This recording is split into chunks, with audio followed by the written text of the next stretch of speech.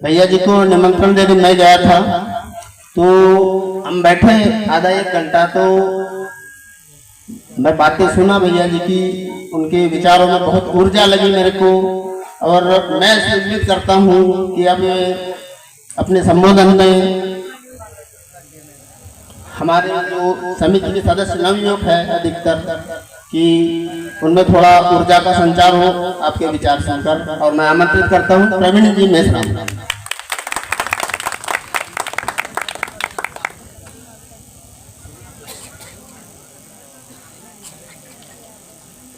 ज्ञान पाने को वो बड़ा बेकरार था, ज्ञान पाने को वो बड़ा बेकरार था, भारत मां के गले का नीला नीला हार था, और नजारा देख दंग रह गए सब यारों, 7 समंदर पार जाने वाला भीम अकेला महार था, भीम अकेला महार था, भीम अकेला महार। आराम से, अपना ही कार्यक्रम है, अपने ही लोग हैं। एक साहेब, अकेले बोलो तुम, एक साहेब। सर्वप्रथम महाकारुणिक तथागत गौतम बुद्ध के चरणों में नमन करता हूं। बोधिसत्व डॉक्टर बाबा साहब अंबेडकर के चरणों में नमन करता हूं। मंच पर उपस्थित धम्म रश्मि बौद्ध संघ महाराजपुर, यहाँ पर उपस्थित हमारे लोकेश डोंगरे जी, जितेंद्र चौहान जी, राहुल चौहान जी, कपिल डोंगरे जी, वैभव गजबी जी, शिव प्रसाद रामटेगे जी, आरपी रामटेगे जी, रविंद्र बंसोड़ जी, अरविंद खांडेकर जी, हरीश मेश्राम जी, तिवारी जी, संतोष रांगडाले जी, और अभी अभी हमारे बीच में यहाँ उपस्थित पूर्व सरपंच रोडगे जी, वर्तमान सरपंच मंगेजरी रोडगे जी, हमारे संविधान फाउंडेशन के जिले के उपाध्यक्ष अमित फुलमारी जी, हमारे संविधान फाउंडेशन के सचिव एपी तिवारी जी, और यहाँ उपस्थित सभी बौद्ध उपासक उपासिकाओं, सम्माननीय आदरणीय, आप सबको प्रणाम करता हूं, वंदन करता हूं, अभिनंदन करता हूं और सादर जय भीम करता हूं। जैसा कि आप सभी को जानकारी है कि पूरे भारतवर्ष में 26 नवंबर संविधान दिवस के रूप में मनाया जाता है। और ये संविधान क्या? संविधान किसी भी राष्ट्र को चलाने वाला एक विधान होता है जिसे संविधान कहते हैं, और उस संविधान के बिना कोई भी राष्ट्र नहीं चल सकता। 1866 में अमेरिका को आजादी प्राप्त हुई, और आजादी प्राप्त होने के बाद भी अमेरिका में दास प्रथा प्रारंभ रही, और जिसका विरोध अब्राहम लिंकन ने किया। और जब अब्राहम लिंकन ने उस दास प्रथा का विरोध किया, तो उस दास प्रथा के विरोध करने के बाद अब्राहम लिंकन की षड्यंत्रपूर्वक हत्या करवा दी गई। आप देखिए कि अब्राहम लिंकन ने दास प्रथा का विरोध किया, वहां के उस नियम से, उस शासन से लड़ा, उसके बाद उसकी मृत्यु करा दी गई। बाबा साहब अंबेडकर ने भी इस देश में समता के लिए, स्वतंत्रता के लिए, समानता के अधिकार के लिए लड़े, और इस भारत को श्रेष्ठ संविधान दिया। और उसके बाद बाबा साहब अंबेडकर की भी मृत्यु हुई। ऐसा नहीं कि भारत के अंदर ही शोषण हुआ है, अमेरिका के अंदर में श्वेत और अश्वेत लोगों का निरंतर संघर्ष चलता रहा।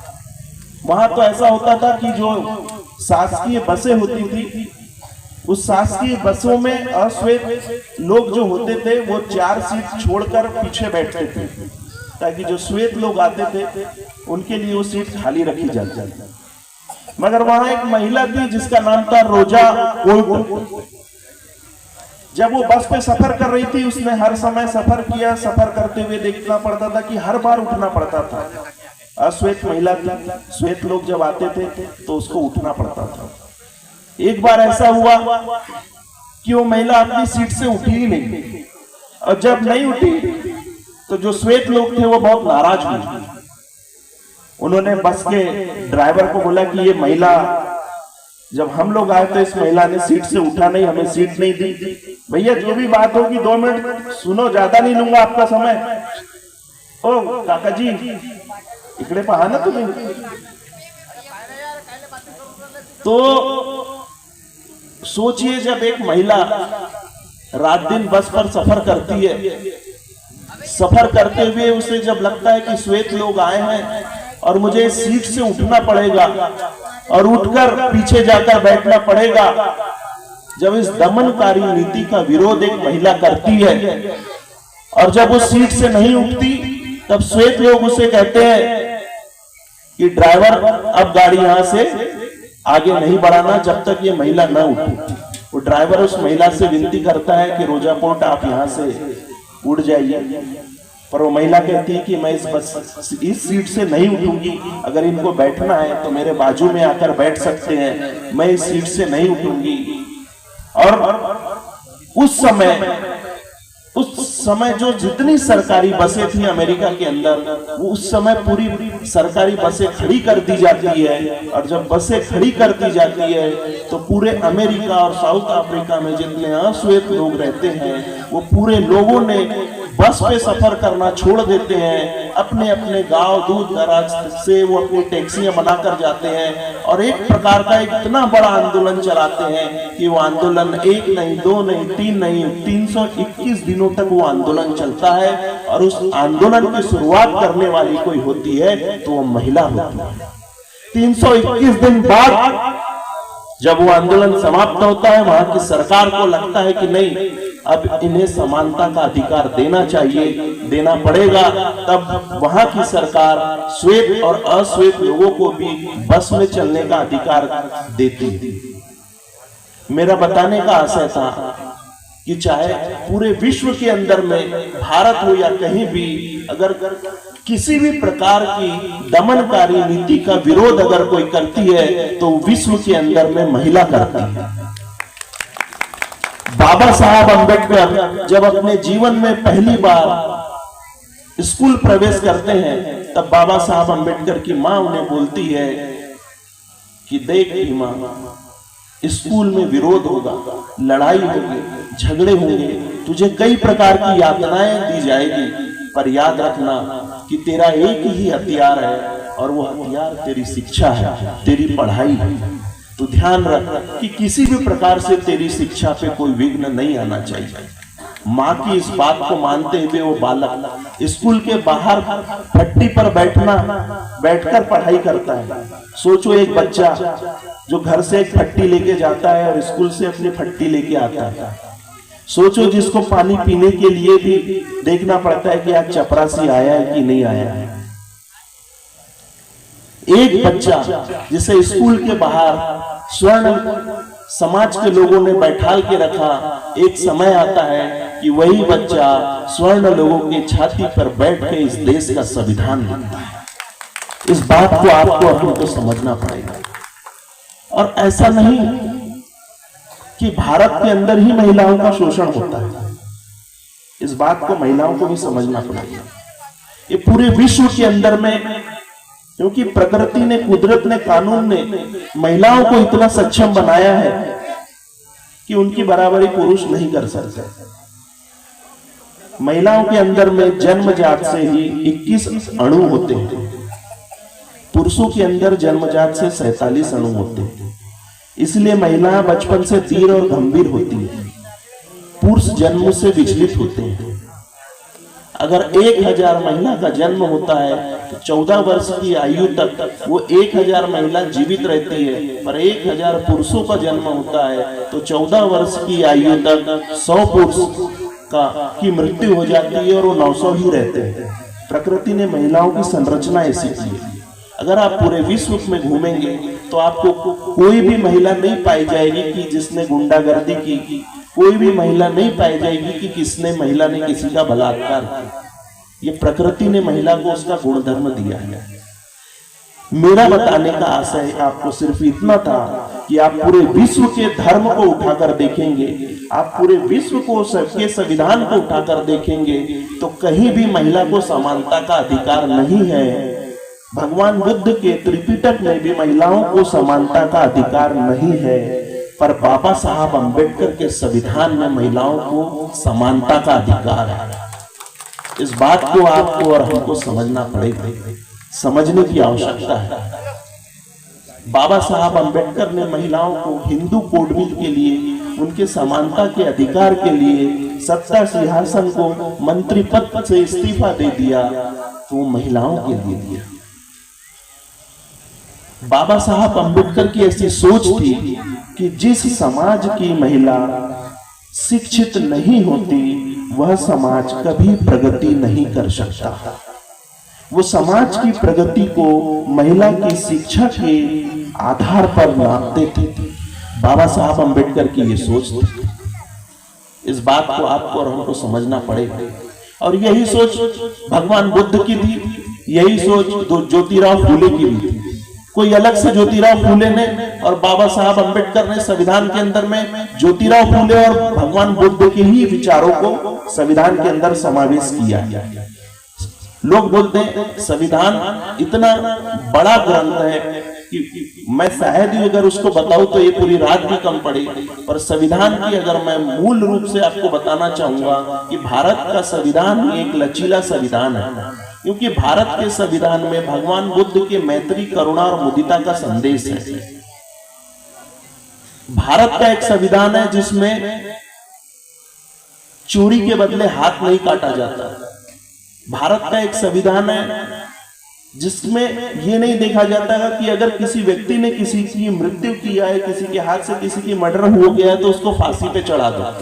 भारत के संविधान में यह देखा जाता है कि उसने किस परिस्थिति के अंदर ऐसे कृत्य किया है। उस कृत्य करने वाले को भी अपनी बातें रखने का अधिकार कोई देता है तो भारत का संविधान देता है, जबकि दुबई में ऐसा नहीं है। दुबई में हाथ के बदले हाथ, पैर के बदले पैर। ये भारत का संविधान है। तो भारत के संविधान में मूल रूप से अगर कोई चीज है तो भगवान बुद्ध से ली हुई करुणा है। मैं ज्यादा लंबा भाषण न देते हुए भगवान बुद्ध की एक छोटी सी, एक बार एक जंगल में आग लग जाती है और जंगल में आग लगती है तो सब पशु पक्षी भागने लगते हैं।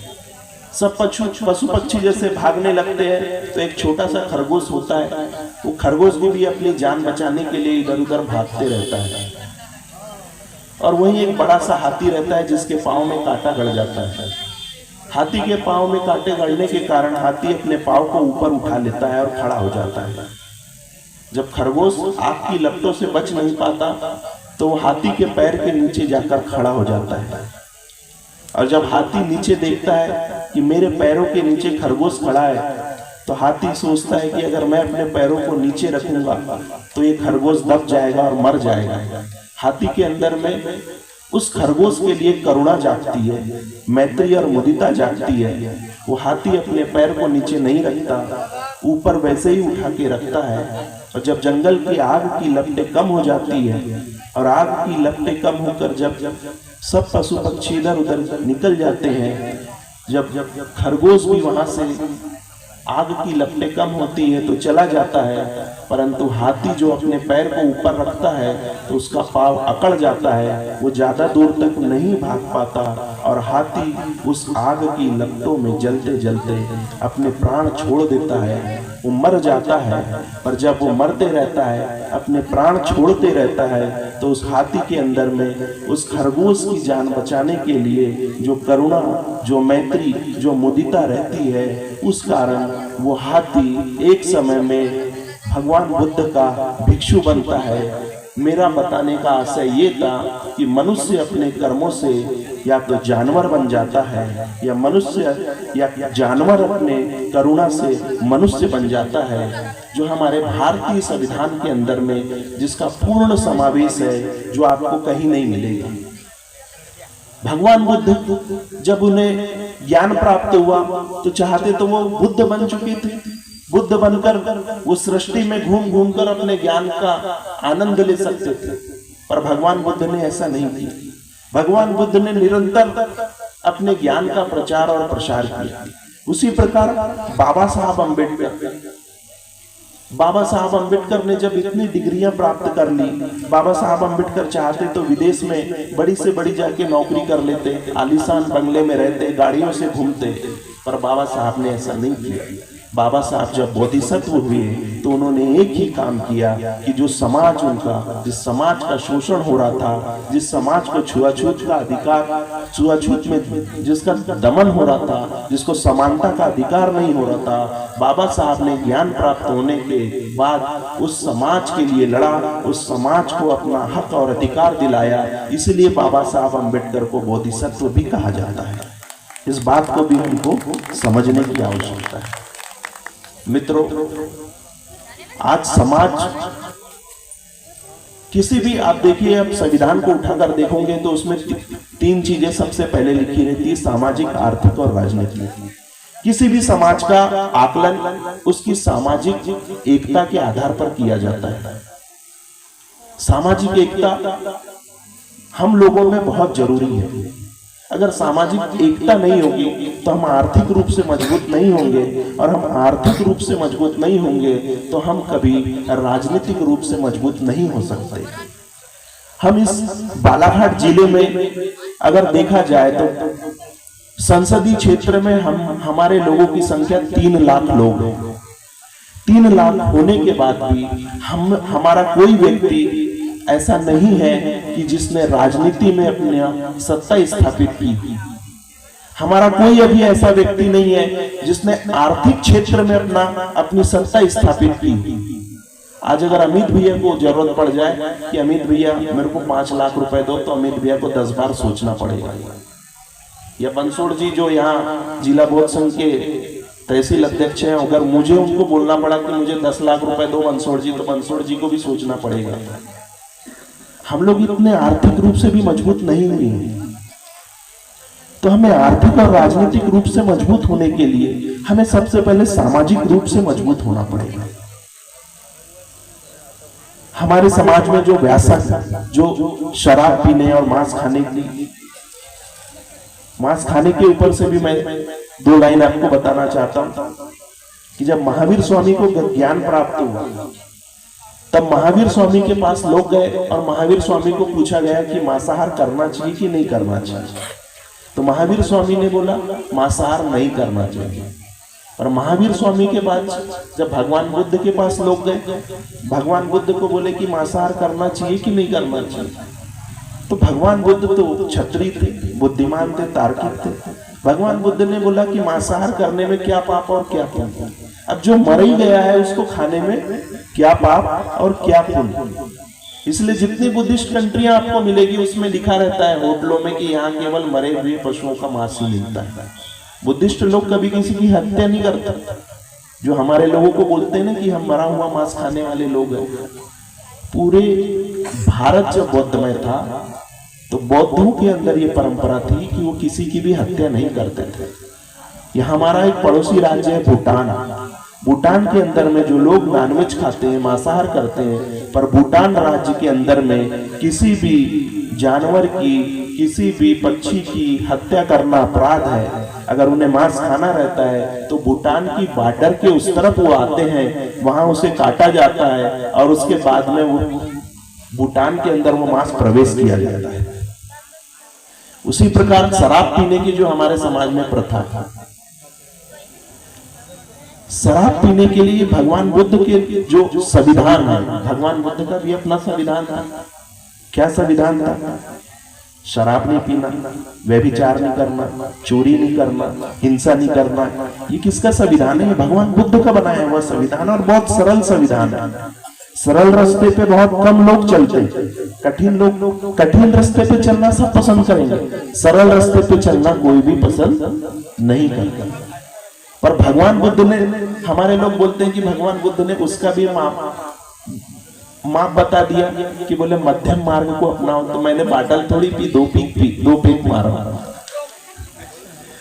हमारे लोगों को बोलना चाहो मत पियो यार, अच्छी बात नहीं है। अरे यार मैंने मध्यम मार्ग अपनाया है। क्यों? बाटल थोड़ी पियो, 2 पेक ही तो मारो। तो हाँ, जब तक हमारे समाज से ये बुराइयां समाप्त नहीं होगी, हम सामाजिक और आर्थिक रूप से भी एक नहीं हैं।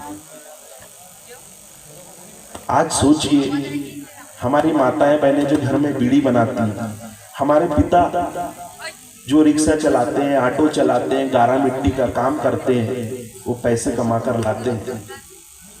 और जब अपने बच्चों को पढ़ाते लिखाते हैं, बच्चा बाबू बनता है, प्रोफेसर बनता है, इंजीनियर बनता है, तो सबसे पहले क्या करता है? अपनी माँ के लिए साड़ी और बाप के लिए चप्पल जूते लेता है, क्योंकि उसको वो मिला ही नहीं है। उसने बचपन से अपने माँ बाप को तकलीफ में देखा है, इसलिए सबसे पहले वो अपने माँ बाप की पूर्ति करता है, अपने घर की पूर्ति करता है, अपने माँ बाप को जो नहीं खिलाया है वो खिलाने का प्रयास करता है। लोग बोलते हैं कि इस समाज में बड़ा मांसाहार होता है, इस समाज में बड़ा शराब पीते हैं। मेरा ट्रांसपोर्ट का व्यवसाय है, मैं व्यवसायी हूँ। 90% लोग व्यवसायी मेरे मित्र हैं। मैं उनको बताता हूँ कि मेरे समाज ने सदियों तक, जिसने कभी घी नहीं खाया, काजू नहीं खाया, बादाम नहीं खाया, जिसने हमेशा मांस का ही स्वाद लिया है, वो ऐसे कैसे छोड़ देंगे?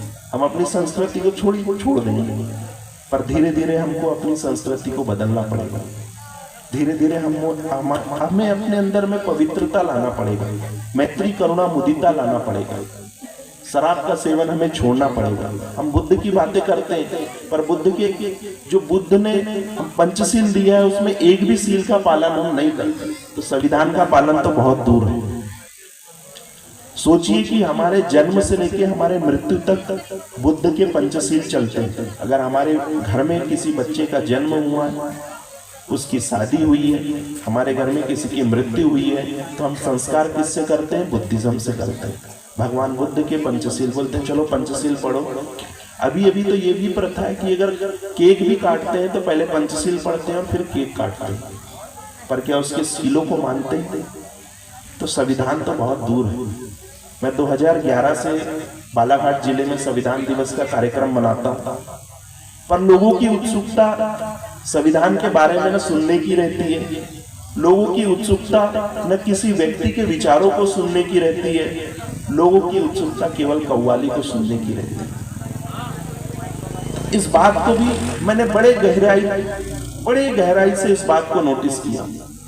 कोई व्यक्ति अगर आपके लिए आ रहा है तो इसीलिए नहीं कि उसको आपकी किसी प्रकार के प्रलोभन है, वो व्यक्ति अपने विचार रखने आ रहा है। अगर आपको विचार पसंद है तो आप अपने साथ घर ले जाइए, पसंद नहीं है तो यहीं पर छोड़ दीजिए और चले जाइए। इसलिए कोई भी राजनीतिक दल हो, चाहे कांग्रेस हो, बीजेपी हो, बीएसपी हो, उसने बालाघाट जिले में कभी भी किसी महार समाज को राजनीतिक सत्ता में स्थापित नहीं होने दिया। क्योंकि इसलिए नहीं होने दिया कि हमारी सामाजिक एकता ही नहीं है। अब यहाँ मेरे मित्र लोग बैठे हैं, संतोष रांगडाले जी पवार समाज से। आज बालाघाट जिले की राजनीति में पवार, लोधी, मरार, इनकी राजनीतिक सत्ता में इनका अधिकार है। सत्ता हस्तांतरण में, सत्ता बिगाड़ने में, सत्ता बनाने में, क्योंकि इनकी सामाजिक एकता है। सामाजिक एकता होने के कारण ये बनाने में और बिगाड़ने में भूमिका रखते हैं। इसलिए सामाजिक एकता बहुत जरूरी है। आज सीखना चाहिए पवार समाज के लोगों से। जब इनके समाज का एक कार्यक्रम होता है, राजा भोज की जयंती का कार्यक्रम, पूरा समाज एक रूप में रहता है, पूरा समाज एक रूप में बैठ के कोई डिसीजन लेता है, किसका साथ देना है, किसका नहीं देना है, किसका नहीं करना। पर हम बोलते हैं वो क्या बताएगा लोनारी, वो क्या बताएगा मेसरा माया, बड़ा बड़ा बोलते हैं, बंसोड़ क्या बताएगा। तो वो में सबसे बड़ी अगर कमी है तो सामाजिक एकता की। अगर हम किसी व्यक्ति को, एक व्यक्ति को मानते हैं तो उस व्यक्ति का निर्णय अच्छा हो, बुरा हो, गलत हो, उसे एक अवसर देना चाहिए। अगर नहीं देंगे तो व्यक्ति का समाज के ऊपर से भी भरोसा उठ जाएगा। समाज तो भरोसा करेगा ही नहीं, पर उस व्यक्ति का भी भरोसा समाज के ऊपर से उठ जाएगा। सामाजिक चिंतन और सामाजिक जन जागरण भगवान बुद्ध ने भी चलाया, फूले ने भी चलाया और बाबा साहब ने भी चलाया। उसी की बदौलत हम सब यहाँ बैठे। मेरा आपसे बस इतना ही कहना था कि सामाजिक एकता को बनाने के लिए आपको, हमको और खासकर महिलाओं को प्रयास करना चाहिए। सामाजिक बुराइयों को दूर करने के लिए काम करना चाहिए। दूसरा, हम सब बोलते हैं कि शिक्षा शिक्षा शिक्षा। आज बालाघाट जिले में आकलन कर लीजिए, निकाल लीजिए पेन और कॉपी, कितने प्रतिशत महारों के बच्चे ने ग्रेजुएशन किए हैं। हम मंचों पर तो भाषण देते हैं कि शिक्षा वो शेरनी का दूध है, जो पिएगा वो दहाड़ेगा, पर कभी किसी ने आकलन किया है कितने प्रतिशत लोगों ने ग्रेजुएशन किया है? नहीं किया। पहले टीवी में गाना आता था, पढ़ना लिखना सीखो वो मेहनत करने वालों, पढ़ना लिखना सीखो वो भूख से मरने वालों, क ख ग घ को पहचानो, अलिफ को पढ़ना सीखो, अ आ इ ई उ को हथियार बनाकर लड़ना सीखो। क्या हमने हथियार बना के लड़ना सीखा? ये समझने की आवश्यकता है। भाषण तो हम देंगे, पर क्या शिक्षा को हमने हथियार बनाया? आज अगर समाज में शिक्षा की जागरूकता, सामाजिक एकता नहीं आई तो मित्रों ये समाज बहुत पिछड़ जाएगा। जिन लोगों का समय खत्म हो चुका है वो लोग बातें सुन सकते हैं, जिन लोगों का भी अब समय शुरू हुआ, खासकर युवा पीढ़ी, मेरा आपसे आग्रह है आप शिक्षा को हथियार बनाइए, नशे की बैसाखी से दूर रहिए, सामाजिक विकास कैसे हो इस पर चिंतन करिए।